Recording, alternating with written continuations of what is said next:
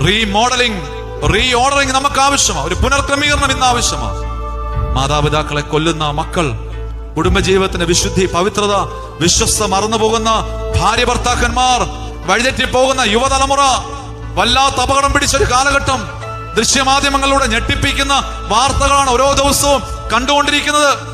പ്രതിസന്ധി വരുമ്പോൾ തങ്ങളെ തന്നെ പ്രാർത്ഥിക്കുമല്ല, നമ്മളെല്ലാവരും ആരാണ്? നമ്മൾ ശ്രദ്ധിക്കണം, നമ്മളെല്ലാവരും പ്രാർത്ഥിക്കുന്നവരാ. പരീക്ഷനും പ്രാർത്ഥിച്ച് ചുങ്കക്കാർ തങ്ങളെ തന്നെ താഴ്ത്തി, ആരെയും കുറ്റപ്പെടുത്താൻ ഇന്ന് മുതൽ എന്ത് ചെയ്യണം? താഴ്ത്തി കുറിയൽ ആയുസ്വൻ മാത്രം പറഞ്ഞാൽ മതി.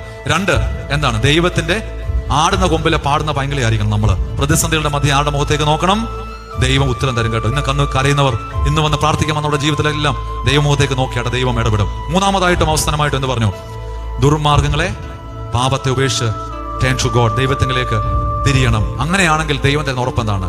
ഞാൻ സ്വർഗത്തിൽ നിന്ന് കേട്ട് അവിടെ പാപം ക്ഷമിച്ച് എന്താണ്?